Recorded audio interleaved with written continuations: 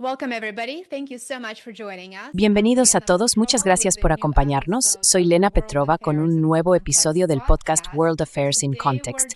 Hoy nos acompaña nuestro buen amigo Ryan McMaken. Ryan es editor jefe del Instituto Mises, autor y copresentador del podcast Radio Rothbard, del cual soy una gran admiradora. Dejaré el enlace más abajo. Ryan, bienvenido de nuevo al programa. Es un placer volver a verte. Hola, Lena. Es un placer estar contigo otra vez. Bueno, uno de tus artículos recientes titulado Trump quiere $500 millones más para el Pentágono mientras aumentan los déficits. Es algo que me encantaría debatir y analizar más a fondo hoy. Trump está pidiendo un presupuesto de defensa récord de $1,5 billones, lo que supone un aumento de aproximadamente el 50% respecto al presupuesto actual del Pentágono. El Pentágono nunca ha superado una auditoría. Steve no lo sabe. No lo ha superado, sino que ha suspendido 8 consecutivos. Ex auditor, tengo que decir que aprobar un extraordinario. No, esto no lo hacen.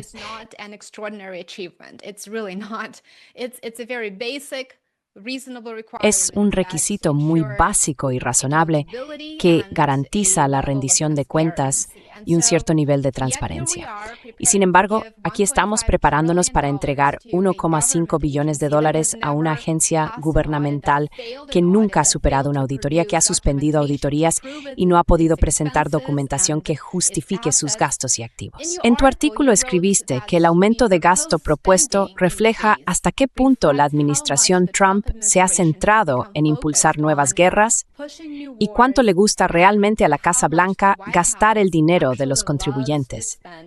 ¿Podrías explicar con más detalle cómo el aumento del gasto militar está directamente vinculado a la política exterior intervencionista de Estados Unidos, como mencionaste en tu artículo, y cómo todo esto se hace a costa de...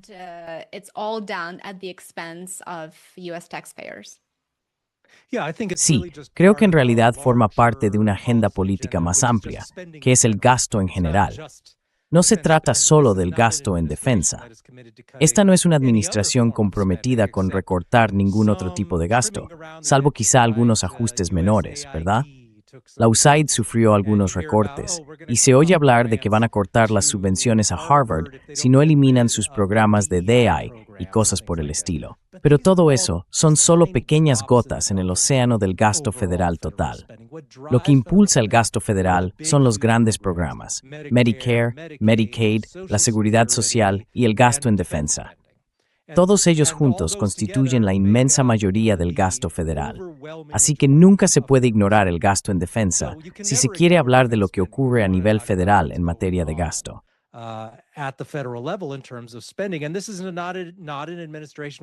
Y esta no es una administración del tipo, bueno, recortaremos el gasto en la seguridad social. Eso sería un suicidio político. Él nunca habla de recortar la seguridad social, ni Medicare, ni nada que afecte a los votantes mayores. Nadie quiere hacer eso en Washington porque te costaría votos. Así que no está hablando de recortar nada de ese tipo para destinar más dinero a defensa. Es simplemente gasto adicional. Es más gasto en general. Ese es el plan general. Así que, ya sabes, la seguridad social supone, no sé, unos $1,4 billones. Y si miramos la defensa, también se está acercando a esa cifra.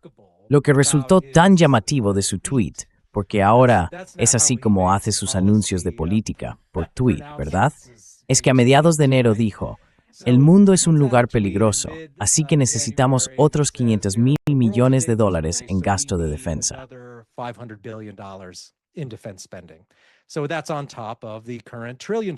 Así que eso se suma al $1 billón actual, más o menos, y supone un aumento de alrededor del 50% con respecto al total del año pasado. Realmente tenemos que asegurarnos de que si queremos obtener una cifra precisa del gasto en defensa, incluyamos el Departamento de Asuntos de los Veteranos. Tenemos que incluir el gasto relacionado con los veteranos. Mucha gente se molesta cuando haces esto, pero hay que hacerlo, porque el gasto del BIA es en realidad gasto en defensa aplazado, ¿verdad? ¿Qué es el gasto del BIA? Es un programa gubernamental. Son programas que se utilizaron para reclutar a personas para que se alistaran en el ejército. Únete al ejército y obtendrás estos beneficios. Y luego, por supuesto, si resultas herido, puedes recibir prestaciones sanitarias del VA, que por cierto son notoriamente malas, ¿verdad?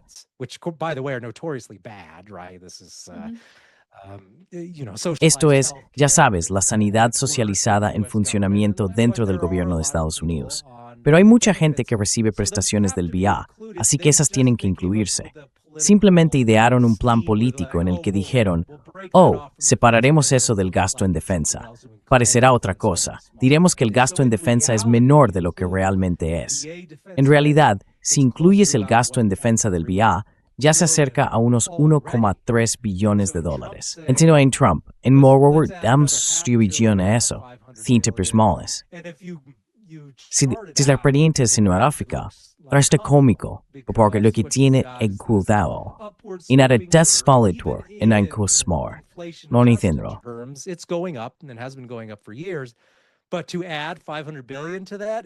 Pero añadir 500 mil millones de dólares a eso es literalmente descomunal. Sube tanto que resulta realmente asombroso. Ahora bien, por supuesto, todos sabemos cómo actúa Trump, y muchos de sus partidarios dirán que solo está intentando negociar quizá otros 200 mil millones. Eso seguiría siendo descomunal. Pasar de 1 billón a 1,2 billones solo en gasto del Pentágono, más el gasto del Departamento de Asuntos de los Veteranos. De eso estamos hablando. Son cifras enormes y además mayores que las de la Guerra Fría. Es algo que debemos tener presente. Esto no supone volver a nada inferior a lo que ocurría en los años 80 durante el gran aumento del gasto en defensa de Reagan.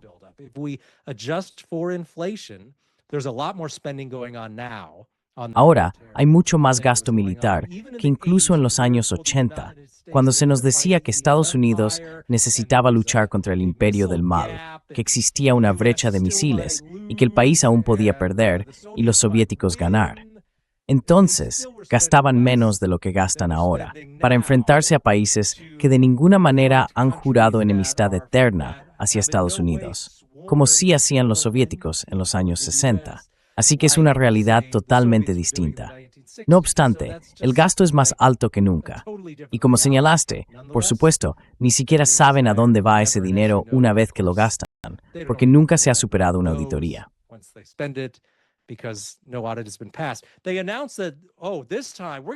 Anunciaron que, esta vez vamos a organizarnos y vamos a aprobar la auditoría. Su nuevo objetivo para aprobar una auditoría es 2028. Ni siquiera prometen hacer nada este año ni el próximo. Eso va a requerir al menos otros 24 meses para averiguar cómo aprobar esa auditoría. Así que obviamente nadie debería creerlo ni tomarlo en serio. Esa es, en realidad, la situación actual.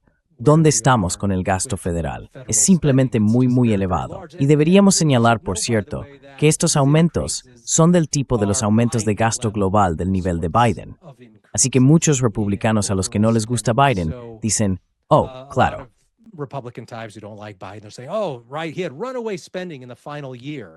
Tuvo un gasto descontrolado en el último año de su administración, que fue con diferencia el año de mayor gasto después del COVID.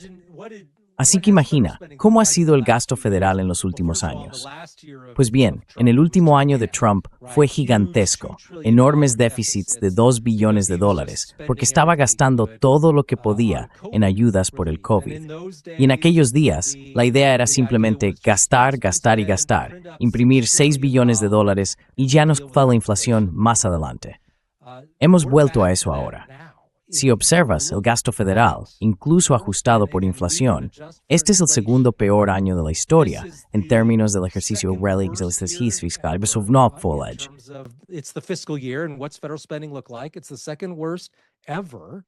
Es el segundo peor de la historia y también el tercero peor en términos de déficit hasta ahora en este año fiscal.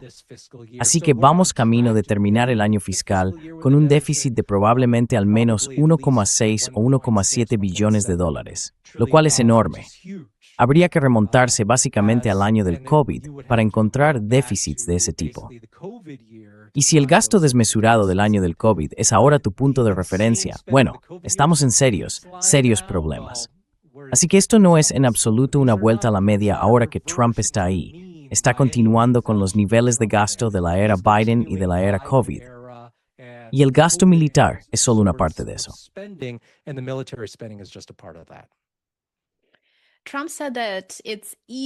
Trump dijo que es fácil para los, y usó esa palabra, dice, podemos llegar fácilmente a 1,5 billones de dólares.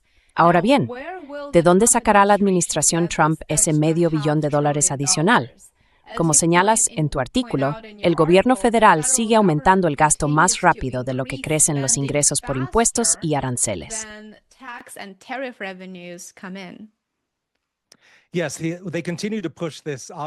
Sí, siguen insistiendo en esta mentira evidente de que los ingresos por aranceles van a ser suficientes para cubrir algo así como un aumento de 500,000 millones de dólares. Tonterías. Durante todo el tiempo que han estado recaudando aranceles, se ha mantenido en torno al 5% de los ingresos federales totales. Se basa abrumadoramente en el impuesto sobre la renta. Así que olvídate de que Trump diga algo sobre eliminar el IRS y el impuesto sobre la renta. Eso no va a pasar. Con la forma en que están gastando dinero, a menos que recorte los programas en un 50, 60 o 70%, no hay manera de eliminar el impuesto sobre la renta, a menos que vayas a financiar todo eso con dinero impreso y una inflación desbocada constante. Así que el impuesto sobre la renta no va a desaparecer.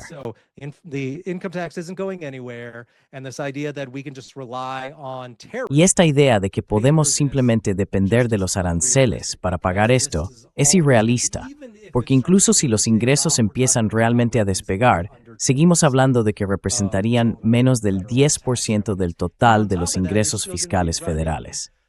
Y además de eso, seguiríamos teniendo déficits de casi 2 billones de dólares, o de 1,5 billones, de todos modos. Entonces, ¿de dónde va a salir ese medio billón de dólares? No va a venir de los aranceles. Parte podría venir, ¿verdad? Una pequeña parte, pero la mayor parte procederá simplemente del gasto deficitario inflacionario. Y eso es con lo que nos quedaremos, un montón más de deuda, que probablemente acabará traduciéndose en tipos de interés más altos y más inflación con el tiempo.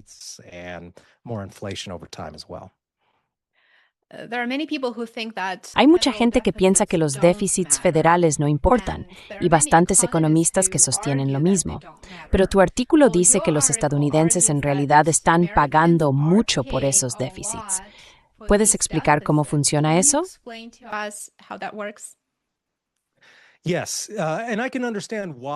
Sí, y puedo entender por qué la mayoría de la gente, especialmente quienes han sido adultos durante un tiempo y llevan tiempo siguiendo las noticias, se siente así. Todos lo hemos oído durante décadas, ¿verdad? Oh, los grandes déficits federales son algo malo. Deberíamos preocuparnos por ello. Pero luego, ocurra lo que ocurra, la gente pregunta, ¿cuál es el problema con los déficits federales? No parece ser un problema. Parte de la razón por la que la gente ha llegado a la conclusión de que no es un problema es porque los tipos de interés han estado bajando durante los últimos 40 años. Subieron muchísimo a principios de los años 80, cuando el presidente de la Reserva Federal de entonces intentaba realmente controlar la inflación, y por eso los tipos de interés alcanzaron niveles muy altos en aquel momento.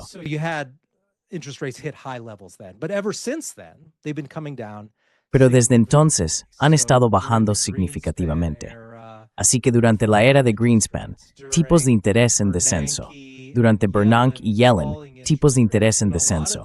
Gran parte de eso se hizo realmente para añadir estímulo a la economía. Pero la otra razón principal de ello es la misma por la que la Reserva Federal existe en primer lugar.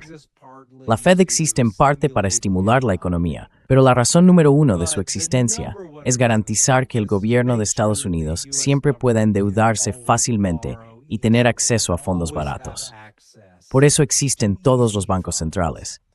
Por eso Napoleón fundó el Banco de Francia, o al menos lo transformó en su versión moderna, que básicamente fue, necesito dinero para la guerra.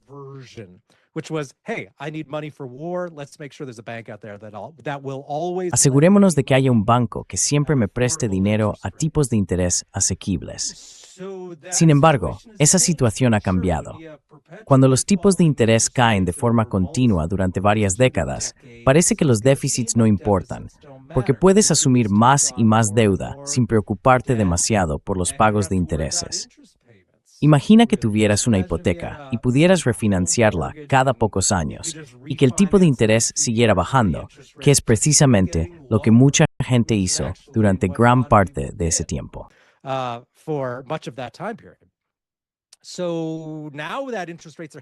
Así que ahora que los tipos de interés están subiendo, empezamos a ver los efectos de ello.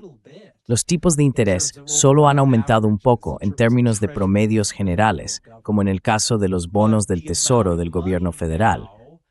Pero la cantidad de dinero que el gobierno tiene que pagar ahora en intereses por su enorme deuda, que actualmente ronda los 38,7 billones de dólares, está creciendo de forma considerable y a un ritmo rápido. Así que, si quieres ver dónde el gasto deficitario empieza realmente a costarle dinero a la gente, basta con observar cuánto del gasto federal, es decir, del gasto total del gobierno, tiene que destinarse al pago de los intereses de la deuda.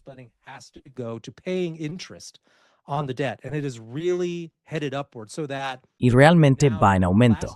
El año pasado pagamos, creo, unos 1,8 billones en total. No, fue más de 1 billón solo en déficits federales. Así que eso es $1 billón de lo que probablemente sea, en términos de ingresos fiscales, unos 5 billones, usando cifras muy aproximadas. Es una parte considerable del gasto federal total, que no hace más que pagar intereses de la deuda. Ahora solo estás pagando intereses de viejas guerras perdidas, de antiguos programas de bienestar para personas que murieron hace tiempo, de cosas que los trabajadores jóvenes nunca aprobaron, sobre las que nunca se les preguntó, nunca dieron su consentimiento, y ahora están pagando billones de dólares.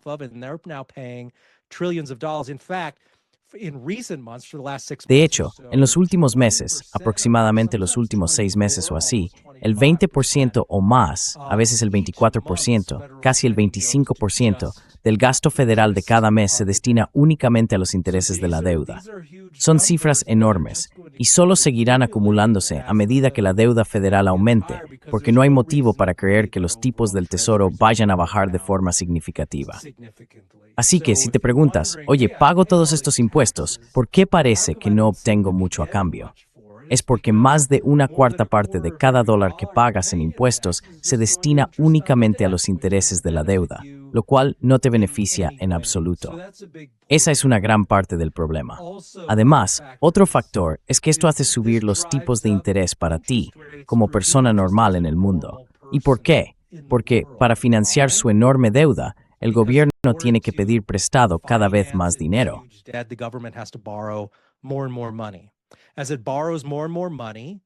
A medida que pide prestado más y más dinero e inunda el mercado con bonos del Tesoro, con deuda federal, las personas que invierten en estos bonos verán que cada vez valen menos a medida que se acumulan más. Y dirán, oye, no queremos pagar tanto por esta deuda ahora que está por todas partes. Eso significa que los rendimientos tienen que subir, porque los inversores quieren pagar precios más bajos por sus bonos, ya que son tan comunes que valen menos. Eso implica que los tipos de interés que se pagan tendrán que aumentar. Así que esto está haciendo subir los tipos de interés en general en toda la economía, porque los bonos del Tesoro son una parte muy importante del panorama de los tipos de interés, y veremos un aumento de los tipos como resultado.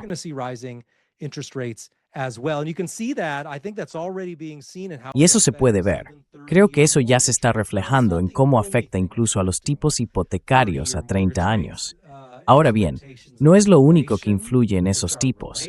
Las expectativas de inflación, que están relacionadas con lo que estamos comentando, también desempeñan un papel.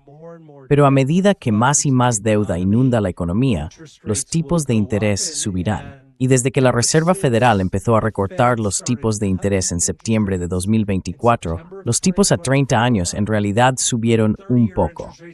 En los últimos meses ha habido muchas peticiones para volver a bajar los tipos hipotecarios a 30 años. La Reserva Federal no fija realmente los tipos hipotecarios, pero puede intentar influir en ellos, así que volvió a reducir su tipo de referencia.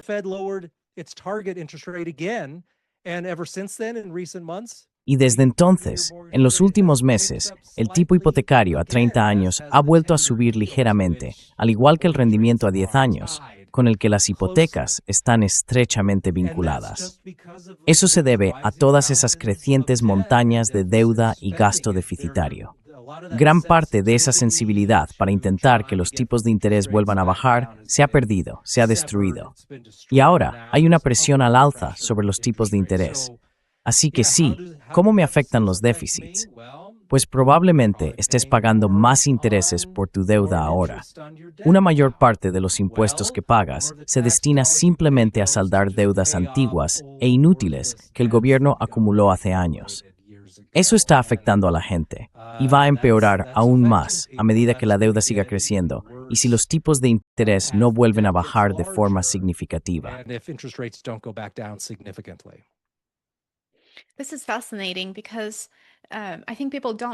Esto es fascinante porque creo que la gente no se da cuenta de cómo todo está conectado y de cómo las decisiones políticas que se toman en Washington les afectan. Piensan, bueno, otra persona lo está pagando, pero yo no lo estoy pagando. Hace poco me encontré con un estudio realmente interesante, tuve que buscarlo rápidamente, del Instituto Kiel de Alemania. Publicaron la investigación hace quizá 2 meses. Y ese estudio demuestra que la militarización impulsa aumentos en la fiscalidad a lo largo del tiempo y también incrementa las cargas de deuda, como tú insinuabas.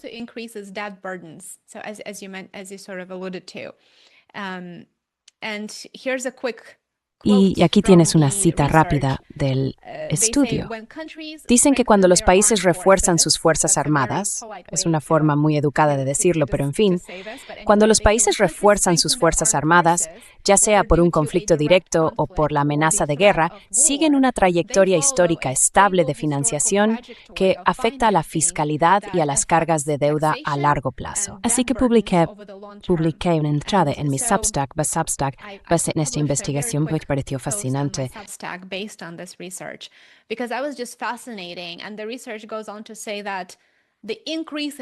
Y la investigación continúa diciendo que el aumento de los impuestos significa que las generaciones futuras básicamente pagan el gasto militar de hoy, porque esos son los ingresos fiscales que se recaudarán a lo largo de décadas.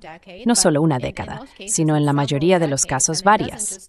Y no es que después se vuelva a impuestos más bajos, simplemente sigue aumentando. Y por supuesto, la carga de la deuda, como has descrito, afecta a todo en la economía del país. Así que todo está conectado. Me pareció fascinante la investigación reciente del Instituto Kiel porque muestra claramente que la militarización y el gasto militar lo afectan todo y también afectan las generaciones futuras. Everything. It affects everything, and it affects future generations as well. Si analizas la investigación sobre los orígenes y la creación del Estado como institución, ¿verdad? Se trata de una institución que tiene unos 500 años. El Estado monopolístico y burocrático tal como lo conocemos hoy. Es bastante diferente de los sistemas de gobierno medievales de Europa Occidental. El viejo dicho entre los estudiosos sobre el Estado es que el Estado hizo la guerra y la guerra hizo al Estado, porque el gasto militar está estrechamente vinculado al poder estatal en general. Y esto es, bueno, ya lo sabes por el Instituto Mises, y 2 de nuestros mejores estudiosos, Ludwig von Mises y Murray Rothbard, lo señalaron repetidamente, que el gasto militar no solo impulsa el gasto total y la regulación gubernamental, sino que además actúa constantemente como un medio para fomentar más gasto futuro, incluso a nivel propagandístico, ¿verdad?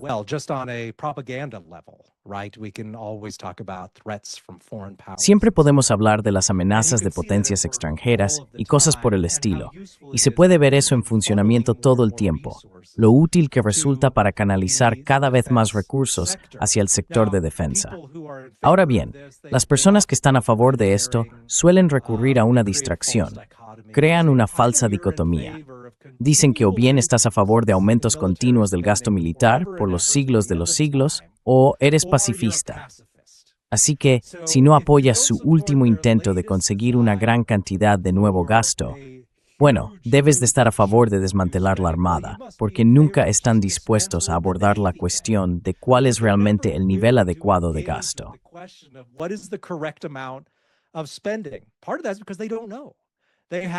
Parte de eso se debe a que no lo saben, no tienen una definición, no saben cuál es el nivel correcto de gasto y constantemente quieren ampliar los escenarios, especialmente los estadounidenses.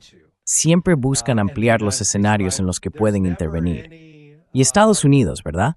Nunca hay una desvinculación de una parte del mundo para centrarse en otra. Simplemente añadimos otra parte del mundo en la que involucrarnos. Y esto es muy diferente de algo que podríamos apoyar, lo que podrías llamar neutralidad armada, ¿verdad?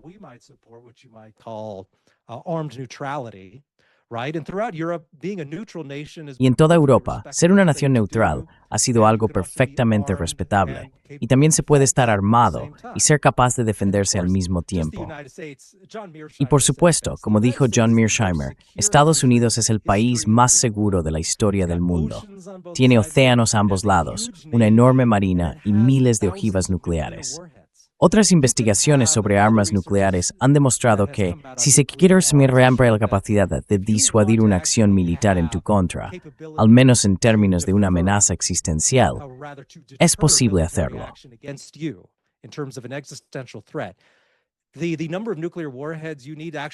La cantidad de ojivas nucleares que realmente necesitas probablemente se cuenta por docenas, no por miles. Así que la mayoría de estos países que tienen cientos o miles de ojivas están gastando mucho más dinero del que podrían necesitar, porque ningún país va a decir, ¿sabes qué? Vamos a empezar una guerra nuclear con ese país porque tiene la mitad de armas nucleares que nosotros. Tener la mitad de 5,000, que es más o menos lo que tienen Estados Unidos y los soviéticos, o los rusos, no es necesario. Todo lo que hace falta para crear un desastre total es destruir 2, 3, 4 o 5 ciudades con ojivas nucleares. Solo eso ya sería un desastre global de una magnitud inimaginable.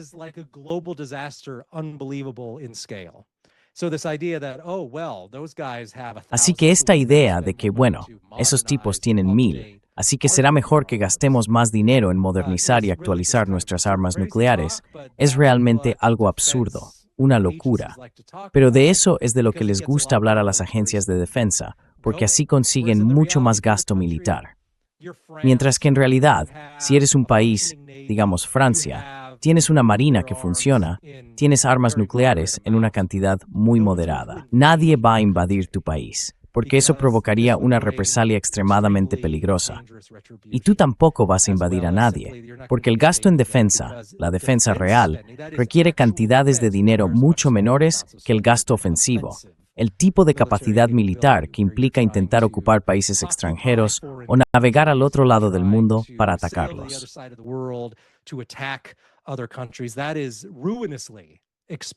Eso es ruinosamente caro. Lo que no es caro es simplemente tener una marina que proteja tus propias fronteras, pero nunca se hacen esas distinciones. Solo quieren más gasto militar en cantidades enormes, o se supone que debes pensar que el mundo es un lugar seguro y no preocuparte en absoluto por esas cosas. Esas son las dos únicas opciones que consideran aceptables. Pero la realidad es que el gasto en defensa no es algo de lo que se pueda prescindir, porque está tan arraigado en las coaliciones de gobierno de la mayoría de los estados. Las empresas que fabrican armamento y el propio ejército son grandes empleadores en cualquier tipo de economía militarizada. No son cosas que se puedan simplemente borrar y eliminar.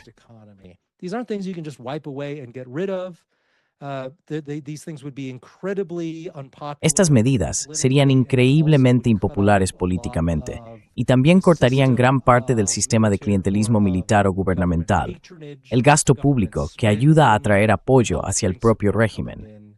En cada caso, además, contribuye a garantizar que se pueda seguir centralizando el poder. Es útil para la construcción del Estado, y por eso todos los estudiosos de la historia del Estado afirman que la guerra construyó al Estado y el Estado libró guerras.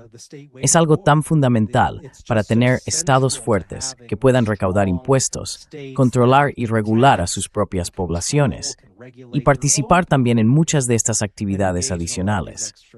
Así que ese estudio, por supuesto, demuestra empíricamente lo que ha sido la teoría dominante durante décadas sobre cómo funciona el Estado en su relación con la guerra. Por tanto, no resulta especialmente sorprendente oír hablar de ello.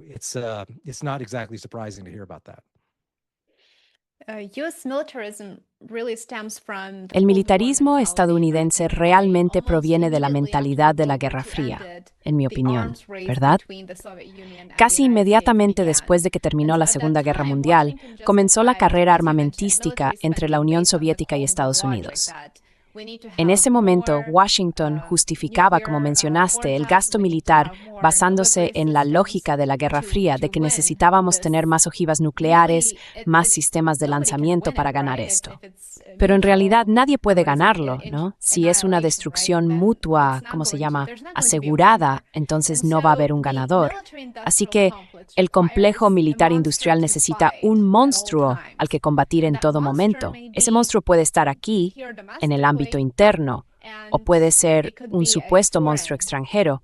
Entonces, ¿crees que esa mentalidad de la Guerra Fría en Washington ha cambiado desde el final de la Guerra Fría o sigue, de algún modo, dirigiendo el espectáculo?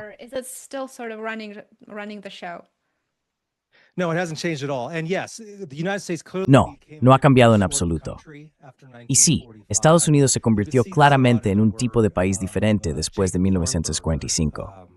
Esto puede verse en el trabajo de Jacob Hornberger, mi colega en la Future of Freedom Foundation. Ha hecho un gran trabajo sobre cómo Estados Unidos cambió después de 1945 y se convirtió en un estado de seguridad nacional. Esa es la terminología que él utiliza. Antes de 1945 no existía la CIA. El FBI no participaba en una vigilancia generalizada como ahora. En realidad se presentaba simplemente como una organización de apoyo a la aplicación de la ley, ¿verdad? Nada de todo ese discurso sobre la defensa nacional del que habla hoy en día. Ahora bien, antes de eso, por supuesto, había habido intervenciones ocasionales de Estados Unidos, especialmente en América Latina, y en mucha menor medida en otras partes del mundo más lejanas.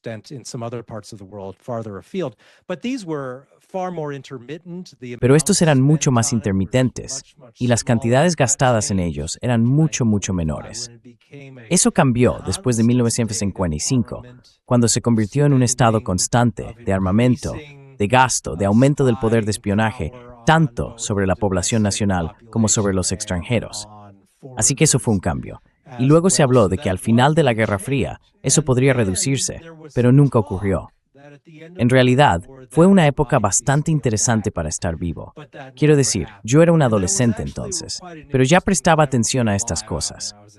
Recuerdo todas las conversaciones sobre cómo por fin podríamos reducir significativamente el gasto militar, porque todo lo que nos decían los partidarios del gran gobierno era, bueno, mientras exista esta amenaza soviética, tendremos que seguir gastando dinero.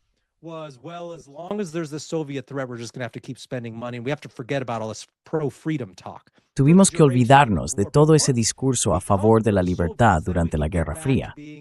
Pero una vez que derrotamos a los soviéticos, podríamos volver a ser un gobierno republicano muy moderado, muy humilde, y podríamos recuperar todo aquello. Pero eso nunca ocurrió.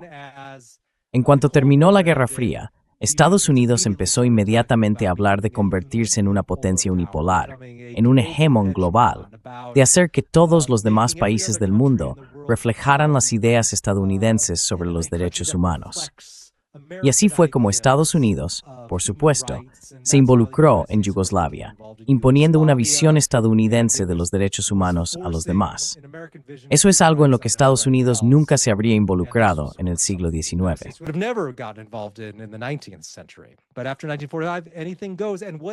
Pero después de 1945, todo vale. Cualquier justificación que se te ocurra para legitimar una mayor intervención militar, invadir otro país, se utilizó. Y eso se pudo ver en Afganistán y en Irak, ¿verdad? No basta con decir, oh, necesitamos invadir estos países porque es bueno para la defensa nacional. Siempre añaden otras razones. Oh, tenemos que decapitar el régimen y deshacernos de Saddam porque Saddam gaseó a su propio pueblo hace 20 años. Tenemos que deshacernos del régimen afgano porque persiguen a las mujeres y no las dejan ir a la escuela. Lo cual, por cierto, siguen haciendo. Hace poco anunciaron que las mujeres ya no pueden ir a la escuela en Afganistán, ni siquiera salir de casa para participar en la vida pública de ninguna manera.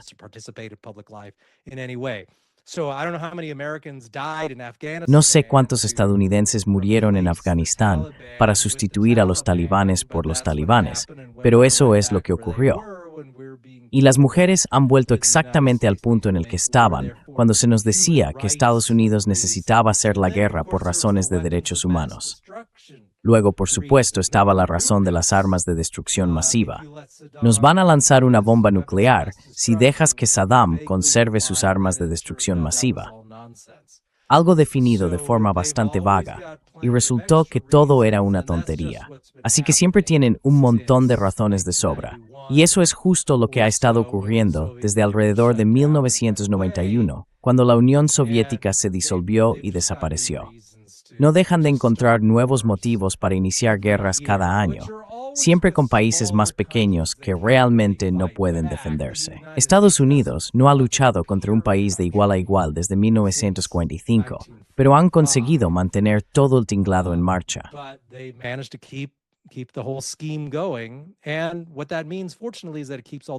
Y lo que eso significa, afortunadamente, es que también mantiene todo el gasto en marcha. Y creo que ahí está realmente el quid de la cuestión. En realidad, no tenemos que librar una gran guerra con otro país. Desde luego, no queremos enfrentarnos a un país de igual poder, porque eso podría ser desastroso, y decenas de miles de estadounidenses podrían morir en ello. Así que lucharemos contra esos pequeños países del tercer mundo, que son extremadamente pobres, donde se pueden gastar cantidades inmensas de dinero. Y ese fue el comentario que se hizo. ¿Por qué estos países necesitan solo 50 ojivas nucleares y sin embargo tienen 10, 100,000 de ellas? La gente reconoce que es porque resulta increíblemente caro. Requiere mucho gasto. Así que eso está bien, está incorporado. No es un defecto del programa. Muchas veces ese es precisamente el objetivo.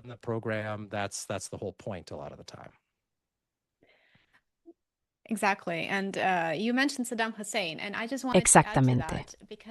Y mencionaste a Saddam Hussein, y solo quería añadir algo a eso porque me recordó a la guerra entre Irán e Irak. En ese momento, Saddam Hussein no era un monstruo al que Estados Unidos tuviera que combatir, era un aliado contra Irán. Y hay múltiples informes que muestran que Saddam Hussein recibió armas químicas de aliados occidentales para utilizarlas en la guerra contra Irán cuando Irak invadió Irán. Así que en ese momento era un aliado.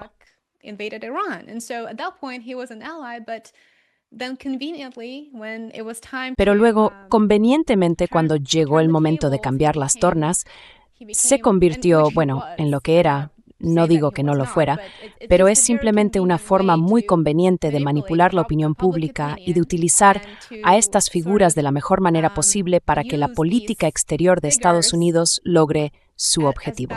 Y luego, por supuesto, en un momento dado fue un aliado conveniente. Y después, claro, supuestamente tenía armas de destrucción masiva, que no tenía. Y Estados Unidos tuvo que invadir Irak para ayudar al mundo a librarse de Saddam Hussein. Así que resulta muy interesante lo flexible que es la política exterior estadounidense y lo flexible que es el gasto militar cuando se trata de servir a la agenda del complejo militar industrial y de quienes se benefician de él.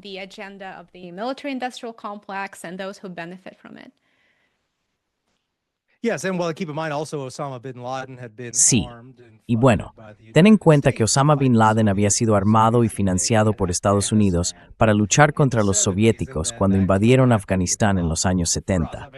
Y luego eso se convirtió en un problema para nosotros.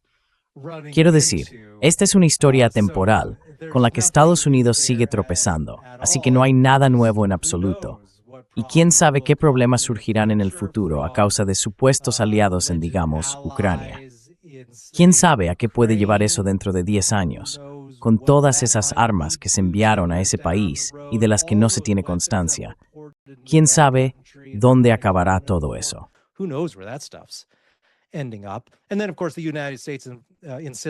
Y luego, por supuesto, Estados Unidos insiste en involucrarse en Oriente Medio, lo cual es simplemente una receta para mantener el resentimiento con muchas partes del mundo y seguir aislando a Estados Unidos tanto diplomática como económicamente. Y eso nos remite a los comentarios que hice antes sobre cómo Estados Unidos en realidad nunca se desentiende de ningún lugar, ¿verdad? Hablan de, necesitamos girar hacia Asia. La verdadera amenaza es China. Giremos hacia Asia. Todo es que significando que neis Masia, o que habrá más sobre la greatest guard into Porthain las Dunichang. About the need for more U.S. intervention in Asia, but they never disengage from the Middle East. Pero nunca se desentienden de Oriente Medio, ni de Ucrania, ni de otros lugares. De hecho, solo aumentan el gasto allí, o al menos lo mantienen estable. Y otra cosa que hace la administración es decir, estamos volviendo a la doctrina Monroe, ahora nos centramos en América Latina, en el hemisferio occidental. Bueno, no ha habido ningún desentendimiento en ningún otro sitio. El enfoque no está en América Latina a costa de otros lugares. Simplemente han añadido esa región como otro sitio en el que involucrarse y gastar más dinero. Y todo el discurso sobre Groenlandia y todo el discurso sobre Venezuela y esa decapitación allí que ni siquiera fue un cambio de régimen.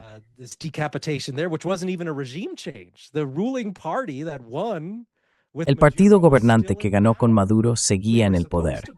Se suponía que debíamos creer que iban a instaurar el capitalismo de libre mercado allí o algo parecido, y que la gente iba a volverse realmente libre. Nada ha cambiado para el venezolano promedio. Los mismos socialistas que estaban al mando hace 6 meses siguen al mando ahora en Venezuela. Parece que lo único que se ha liberado es el acceso de algunas empresas occidentales a los campos petrolíferos, pero a nadie en el régimen estadounidense parece importarle nada más allá de eso. Así que fue todo un engaño, una trampa para los venezolanos de a pie que no están experimentando ningún aumento de libertad que nadie pueda señalar.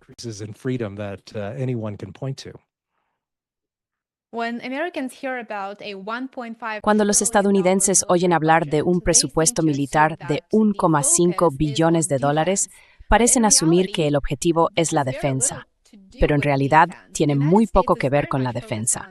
Estados Unidos está muy centrado en una postura ofensiva en muchas zonas del mundo. Solo en los últimos meses, como mencionabas, Trump bloqueó Venezuela antes de secuestrar a su presidente. Y ahora la Armada estadounidense está en el Golfo Pérsico, amenazando a Irán. Además, Estados Unidos mantiene más de 750 bases militares en unos 80 países y territorios extranjeros. En cambio, algunos podrían decir, bueno, China y Rusia probablemente tengan tantas, pero no es así.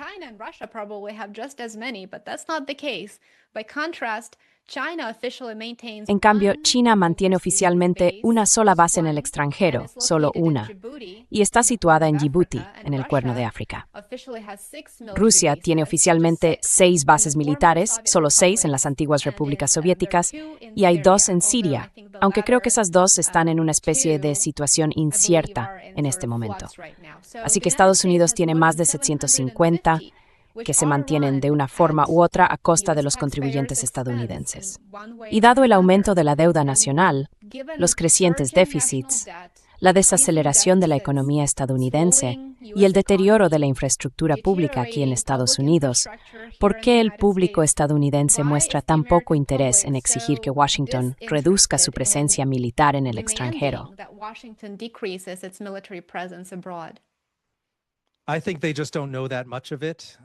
Creo que simplemente no saben mucho sobre el tema. Todo lo que ven son los pequeños fragmentos que les llegan.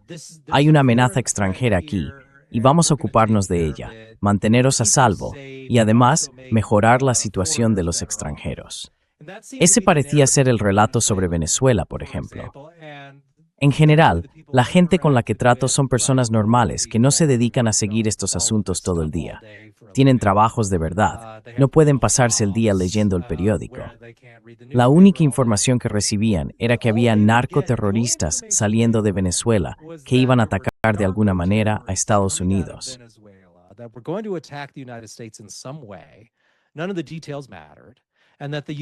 Ninguno de los detalles importaba. Lo único que contaba era que Estados Unidos iba a deshacerse de esos malos socialistas en Venezuela y luego llevar el liberalismo del libre mercado a la gente de allí. Así que, cuando Maduro es secuestrado y llevado en avión a Estados Unidos, el mensaje básico fue misión cumplida. Y el público tenía otras cosas que hacer. Tenían que llevar a sus hijos al fútbol y demás. No tenían tiempo para investigar el asunto. Así que funcionó, porque solo recibían los titulares, y todo lo que la gente veía era, nos hemos librado del tipo malo, el país está mejor, y ya no tenemos que preocuparnos por los narcoterroristas. Mientras que, por supuesto, si uno realmente analizaba los datos, no había narcoterroristas haciendo explotar barcos frente a la costa de Venezuela, que está a 1000 millas de la costa estadounidense.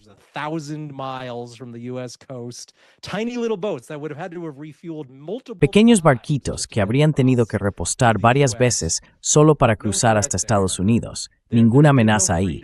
No se ha llevado ninguna libertad a Venezuela y simplemente no significa nada. Pero si hablas de estas cosas y luego anuncias la victoria al final, ese es el único mensaje que la gente recibe. Y eso fue lo que funcionó también con Groenlandia, ¿verdad? Estados Unidos necesita más control sobre Groenlandia para poder tener bases de misiles allí, o para que los rusos no puedan enviar sus misiles balísticos intercontinentales sobre Groenlandia para caer en América. Y resultó, por supuesto, que Estados Unidos ya tenía permiso y acceso para tener innumerables bases y un número casi ilimitado de tropas en Groenlandia.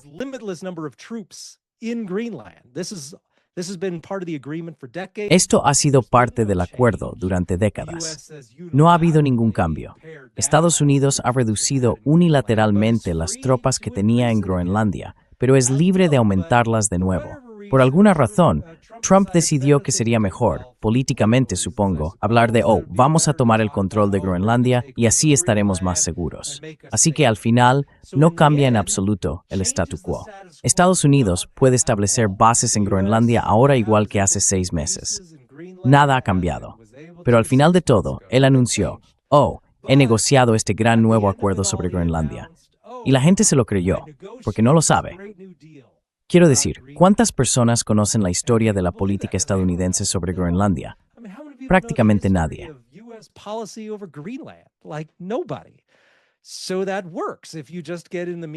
Así que eso funciona si consigues suficiente presencia en los medios y lo publicas en Twitter. La gente, creo en general, actúa más por miedo. Así que piensan, debería tener miedo de que los rusos nos lancen una bomba nuclear por Groenlandia, sin conocer la realidad. En realidad deberían tener mucho más miedo del concepto mismo de guerra nuclear. Tener el control de Groenlandia no va a evitar la destrucción del planeta si hay una guerra nuclear. Y luego deberíamos tener miedo de los venezolanos, igual que nos dijeron que tuviéramos miedo de Saddam Hussein. Slobodan Milosevic es el próximo Hitler. Eso fue algo que nos dijeron en los años 90. Quiero decir, no tiene fin.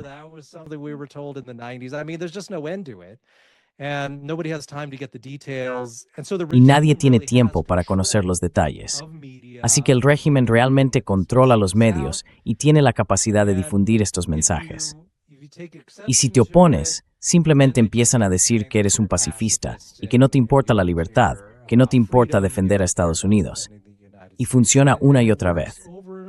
Diría, sin embargo, que en un aspecto el pueblo estadounidense ha madurado. Creo que ahora es mucho menos tolerante con las invasiones directas de países extranjeros. Vimos los primeros indicios de ello durante el conflicto en Siria, cuando Obama decía, ¿sabéis qué? Necesitamos invadir Siria, necesitamos tropas sobre el terreno en Siria y necesitamos un cambio de régimen allí.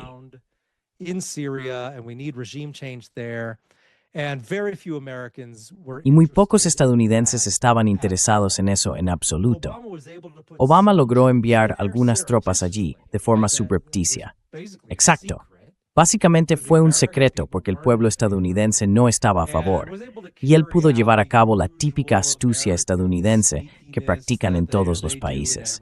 Pero en realidad no había ningún apoyo discernible en Estados Unidos para invadir un país al estilo de Irak o Afganistán. Así que creo que los estadounidenses se han cansado de toda esta idea de que necesitamos reclutar a 100,000 nuevos estadounidenses para enviarlos a un país extranjero, que lo ocupen durante 10 o 20 años y que reformemos ese lugar. Y luego todos volveremos y todo será un éxito glorioso.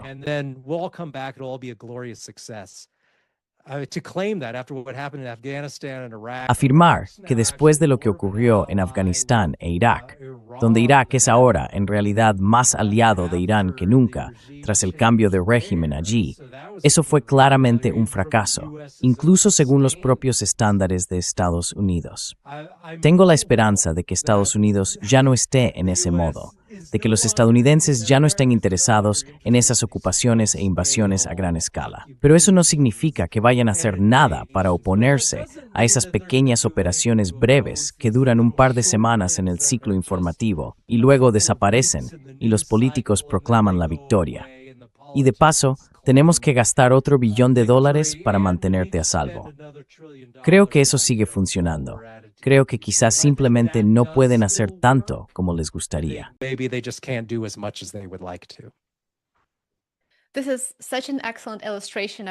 Este es un excelente ejemplo de cómo el gasto militar financia intervenciones en el extranjero, financia la guerra y luego la guerra es utilizada por Washington para obtener más poder político, mientras que el contribuyente estadounidense se ve obligado no solo a entregar más del dinero que tanto le cuesta ganar al gobierno, sino también a renunciar a sus libertades y derechos, ¿verdad? Ojalá cada vez más personas empiecen a notar estos pequeños detalles y a conectar los puntos. Ryan, muchísimas gracias por acompañarnos hoy. Espero que vuelto para un nuevo episodio. Gracias.